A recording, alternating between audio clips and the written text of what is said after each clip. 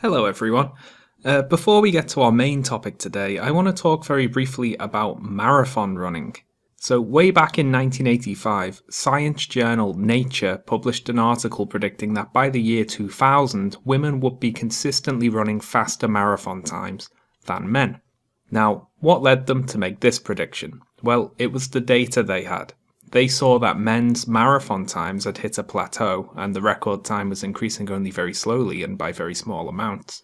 The women's record time, on the other hand, was increasing much faster. So by extrapolating out the very slow growth of the men's record time and the relatively fast growth of the women's record time, they predicted that women would catch up to and pass men within a decade or two.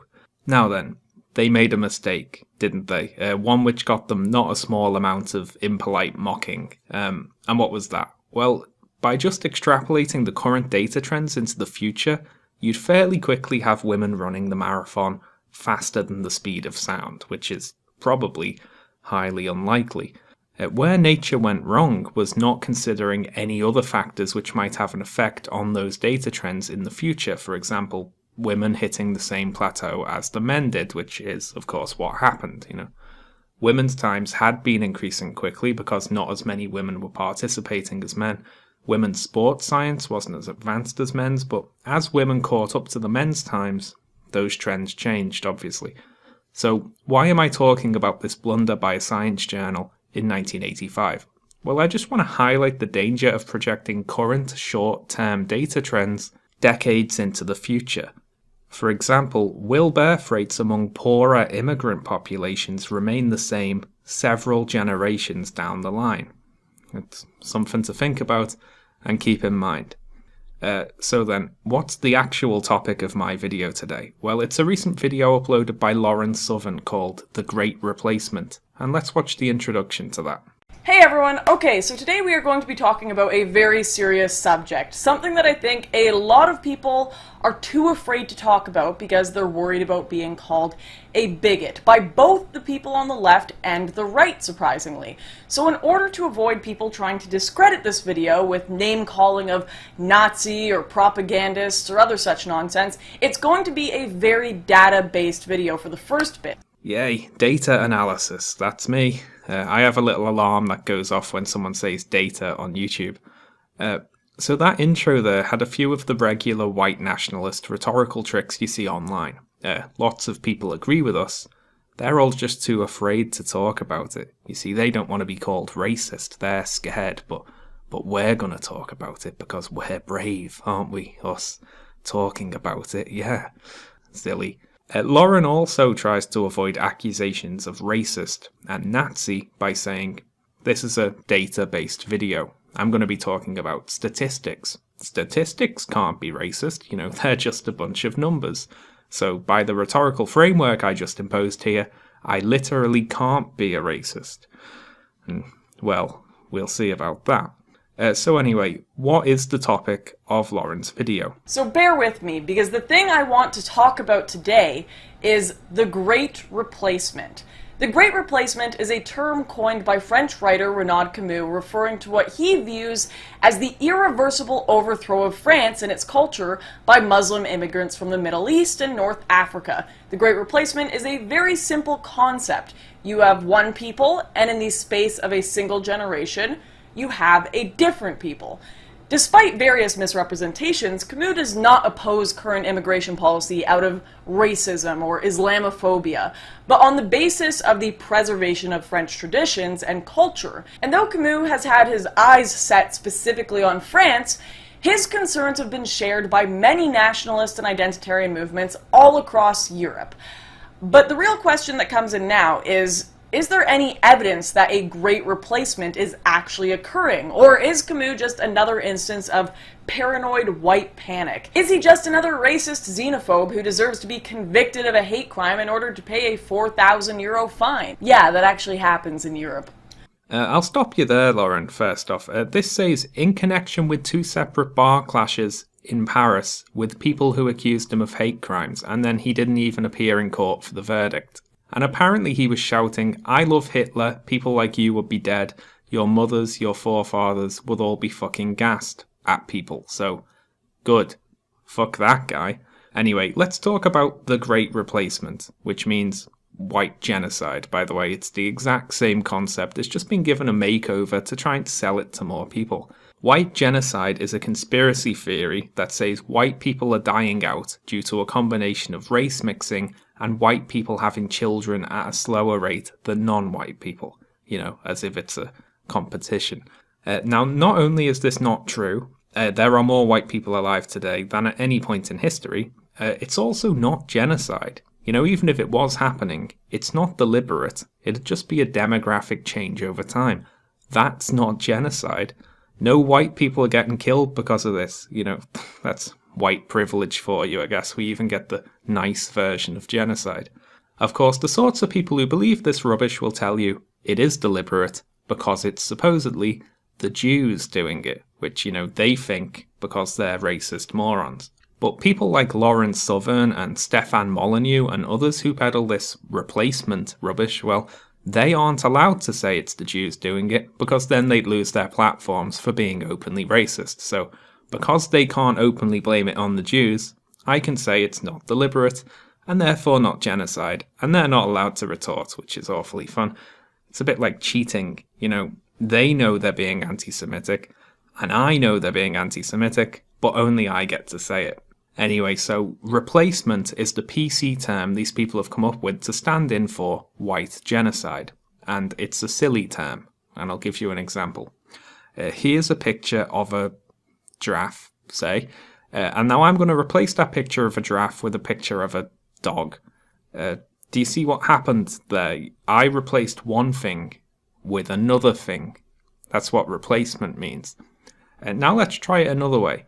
Here's the picture of the giraffe, and now here's the dog. And would you look at that?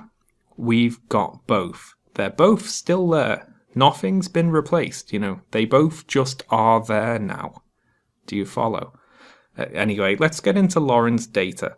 But despite all of these roadblocks, the stats that we do have access to paint a pretty clear picture.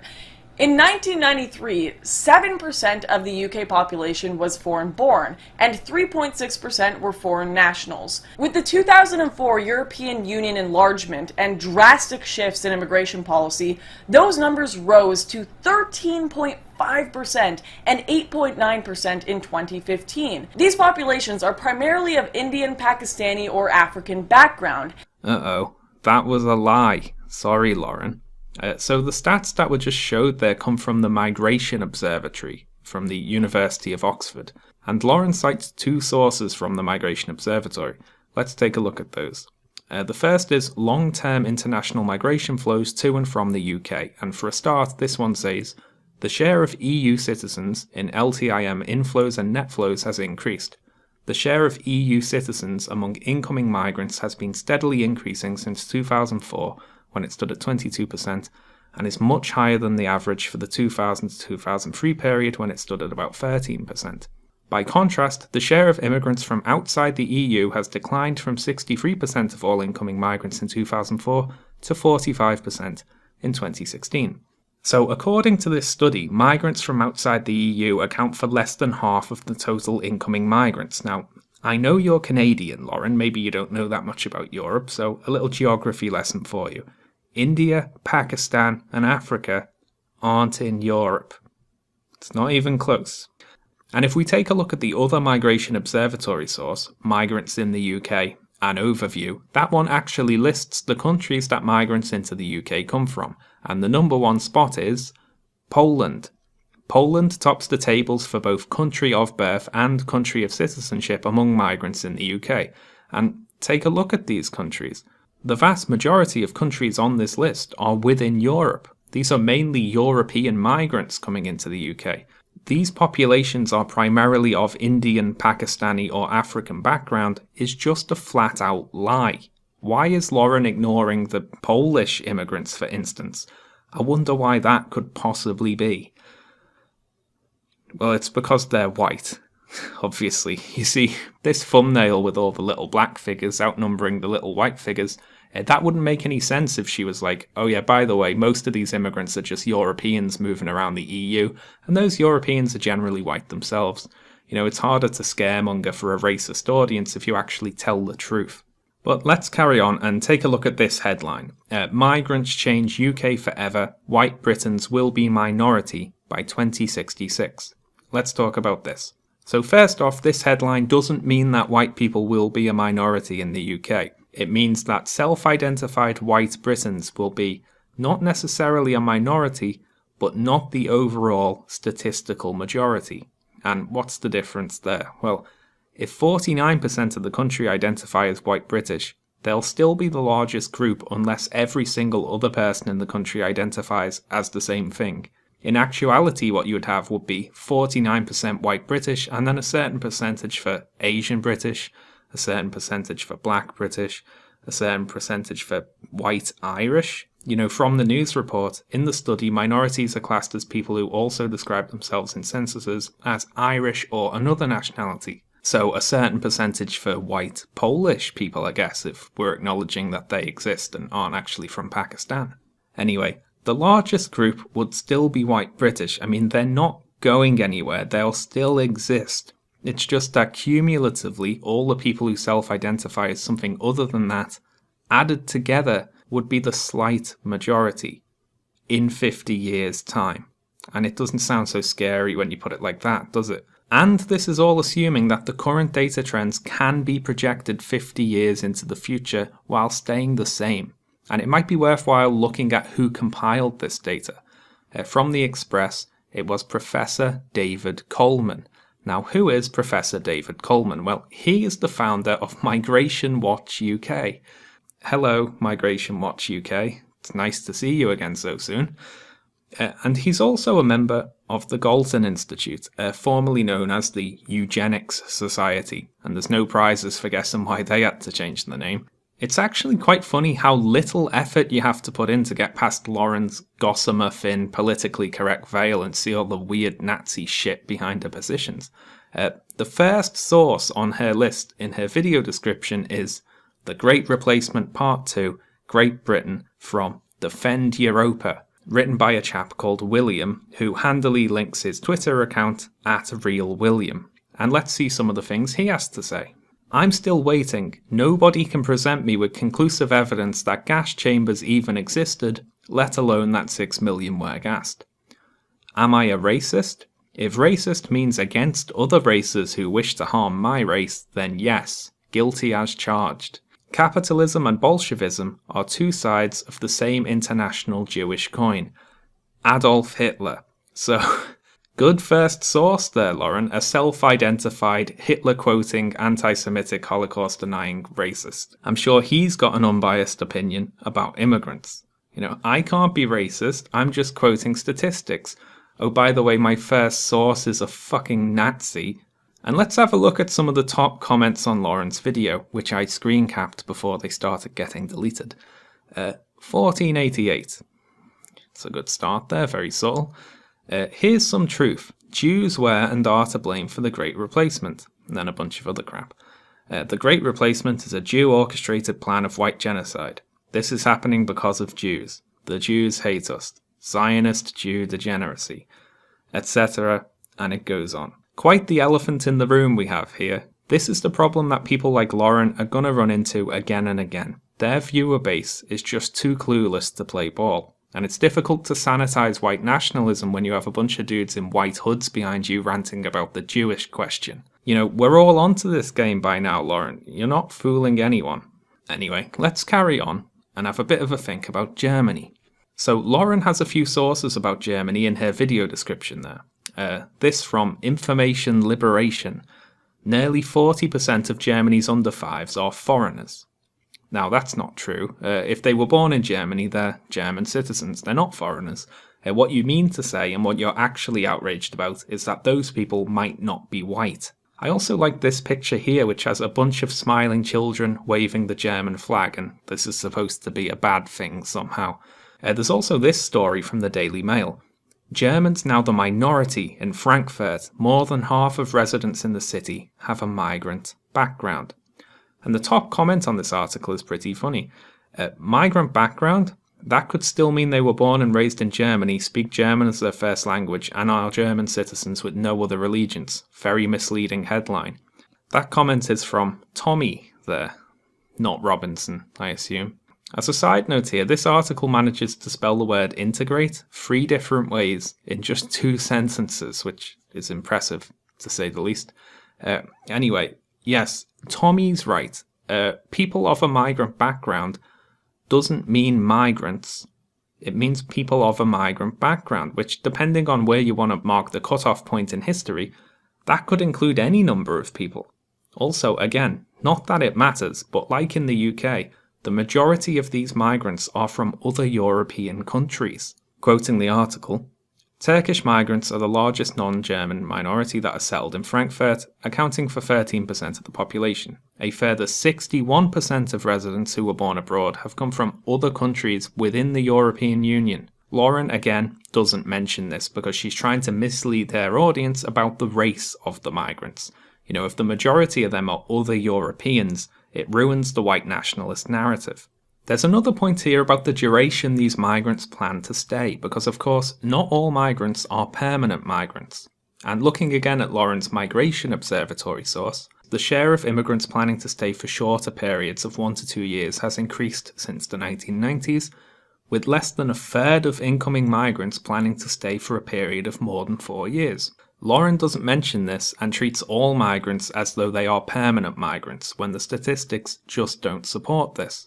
Anyway, let's move on and take a look at Lauren's main source, which is this chap, Renaud Camus. I'm saying that wrong.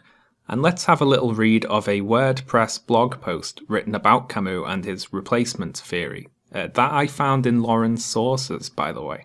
Firstly, there is no racial replacement in Europe as the immigrants are not numerous enough to change the colour of the locals. Secondly, if there is a cultural drift, is that drift due to immigration or perhaps to globalisation, i.e. fashions and behaviours from around the world coming to our doorstep via the internet? His views lead him to make 2 astonishing statements. Firstly, he takes Israel as a positive example that Europe should be well advised to imitate by remigrating foreigners back to their country of origin. This is funny when one knows that Mr. Camus' supporters are in fact anti-Zionists, as anti-Semitism is now called among the thinking elite. Secondly, he argues that Europeans should contribute significantly more to the economic support and development in the Third World, and in particular Africa, basically paying them to stay home, rather than having them come and eat our food. No one of a serious mind would give support to Renaud Camus for these odd views. Well, and again, I didn't go looking for that source. This is listed in the description of Lauren's video. You can go and check. So anyway, I have a pro video making tip for you, Lauren. Maybe don't include links to articles that imply your main source is an irrational idiot. I mean, what happened there? Were there not enough positive articles about the guy, so you had to include ones that dunk on him for being a moron? I don't know. So anyway, that WordPress blog was right. Camus' plan to deal with the migrants is to remigrate them, i.e. ship them all back home. In an article on Free West Media, Camus says, "The means and ends are one and the same, remigration, the return of the conquering peoples to their own lands." Conquering peoples. So, okay, very sorry to everyone in the US and Canada, but you're going to have to move back to Europe. Which is a bit concerning, to be perfectly honest. I don't know where we're going to put you all. Of course, Camus probably doesn't mean this. The arbitrary line he's drawn in history for when we need to stop migration and ship everyone back is probably not going to have to include any white people being shipped anywhere. It's funny how that works, isn't it? Also, Camus' plan wouldn't work. Quite aside from the fact that it is literally impossible to just ship every descendant of a migrant back to where they came from, his measures don't go far enough to stop what he wants to stop. Let's consider the world as a whole. You know, there's no migration to the world, is there? That we know about, anyway. And now let's imagine that all birth rates were equal across every group and type of person. So exactly equal birth rates for everyone. And let's say that they're exactly at replacement levels everywhere, so every country and race has a completely stable population. Now then, what you would still see is the white population declining as a percentage of the whole over time. And why is that? Well, it's because of how we classify whiteness. Barack Obama, for instance, is seen as a black man, despite having one black and one white parent. Do you see my point here, any racist folk who are watching? Immigration and birth rates don't matter. Because of how we classify races, to maintain the white population as the same percentage of the whole, you would have to either ban interracial relationships or introduce measures to reduce the birth rates of non-white people. That is the only logical endpoint of what you're proposing. And I imagine someone might say, wait, but I'm not talking about race, I'm talking about culture and heritage. Yeah, rubbish. But admittedly, there is one aspect to this that isn't racial. There is also a religious element to consider. Trends in Europe tell the same overall story. As the native European population dies out, migrant and Muslim populations are rapidly growing with higher birth rates and unfettered mass immigration. And with the median age of 32 for Muslims in Europe, 8 years younger than for all Europeans, 5 years younger for the religiously unaffiliated, and 10 years younger for the European Christians, the future of Europe looks pretty halal. Now, sorry, Lauren, again, that's not true. For a start, Camus states the Great Replacement is very simple. You have one people, and in the space of a generation, you have a different people. The space of one generation. So, how fast is the Muslim population in Europe actually growing? Well, according to another link in Lauren's description, by 2050, the population of Europe that is Muslim will be 10%. 10%. So, in 2050, I will be, for example, 62 years old. So when exactly am I supposed to be replaced? You know, you're telling me that if we don't act now, then in 33 years, assuming current data trends hold, remember, we'll still outnumber Muslims 9-1. You know, excuse me if I don't throw myself out the window in panic here, Lauren. The future of Europe looks pretty halal actually means that in several decades, they will just about be 10% of the population. And I can extrapolate data trends into the future too, as it turns out. The Muslim population of Europe as a percentage of the whole has been increasing by about 1% per decade. So for a clear majority, after they hit 10% in 2050, we'll just have to wait for around 40 decades, which is 400 years. So act now, people of Europe, or in the year 2500, we're really going to be in trouble. We'll have hover mosques or something. Muslims flying around in little Jetsons cars. Anyway. So let's talk about how this happened. One of the biggest things that we can attribute to the cause of the Great Replacement is Western ethno-masochism. Basically, white people hate themselves, and if you look at groups like Antifa or even just your average college student or state broadcasters, many white people feel that replacing themselves will relieve guilt of past crimes. So unlike almost every other culture in the world that wants to preserve itself and remain homogenous, Europeans actively invite the destruction of their tradition. So, Lauren says this is happening because white people hate themselves and actively want their countries to be destroyed. And it's a clever framing of the argument there. You know, this bad thing is definitely happening, and everyone agrees it is, but some people just want it to happen, you know. Well, speaking as a white man here, Lauren, I don't hate white people. And I don't want my country to be destroyed, but I still disagree with you because I think you're wrong. You've tied culture and national identity to race, and that's bullshit. You don't have to be white to be a British person, or an American person, or a German person, and so on. Insisting that the racial makeups of these countries is something to be concerned about is just incorrect conspiracy theory, racist nonsense. Consider this. In the last century, which of the following actually nearly destroyed Europe? Was it immigrants and people who aren't white? Or was it what Lauren would call a national identitarian movement concerned about minorities changing the culture of their country? Answers on a postcard, thanks. And I'd like to address something else. Lauren thinks that immigration and cultural change represent the death of tradition. I disagree. I think it is our tradition. It's one of the traditions that's worth preserving. When I think about great things my country has done, the first thing that comes to mind is oppose the Nazis. And we didn't do that alone. Like the RAF, for instance, fighting the Battle of Britain, had refugee pilots from all over Europe fighting in it. And we also have a history of taking in migrants, sometimes huge amounts of migrants. Let me talk about my own city for a little bit. While the Irish potato famine was going on, about 1 million Irish people emigrated out of Ireland in a relatively very short period of time. And Liverpool, being a port city close to Ireland, is where a lot of those people ended up. By 1851, about a quarter of Liverpool's population was Irish born. And that's born in Ireland, not descended from Irish people or whatever. And I'm sure if we had YouTube back then, we'd have people proclaiming the doom of the country. You know, all these Irish people will breed like rabbits. They're all poor. They're a drain on the state. They don't have jobs. They're going to outbreed us and take over. Which, you know, it didn't happen, did it? And now, someone might say, well, Irish people aren't like today's immigrants. They were able to integrate. They integrated just fine. No troubles there. Troubles. Do you get it? You know, it's not like there'd ever be any Irish terrorists, would there? It's not like Irish terrorists would set off the most powerful bomb detonated in Great Britain since World War II, is it? It's not like any Irish people would ever launch a mortar attack on Downing Street in order to assassinate the Prime Minister, is it? That's all true, by the way.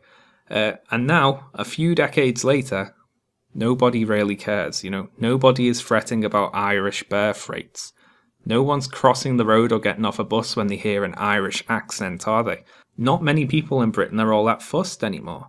And I wonder why that is. Not really. Again, it's because they're white. But what's my point here, really? Well, Lauren, with regards to the whole white genocide thing, just don't worry about it, you know. Demographic change is inevitable. It will happen regardless of what you do. It's not a matter of fighting it or not. It can't be fought. It's just what happens. It's what's always happened, and it's nothing to worry about. And it won't be as bad as you think, anyway. By the way, it won't be bad at all, of course, in any regard, but I'm trying to speak her language here. You see, birth rates are falling everywhere. With medical advancements, less people needed for farming, you know, more people living in cities, a greater chance of kids living to see adulthood and so on. Fewer children are being born, but this is happening globally. I've mentioned this in another video, but birth rates in predominantly Muslim countries are also falling. Recent migrant populations might have more kids than the average in the country they've moved to, but that's a mix of being generally poorer than the native population, which resolves itself within a few generations, and cultural norms, which also even out after a couple of generations by and large. You know, anyone looking into the future and trying to predict what different birth rates will be like in 2070 or something, well, it's a fool's errand. We don't know. And I'd like to leave you all with a brief thought about the white fear of becoming a minority. And I'll say this to any fellow worried white people. You are already a minority.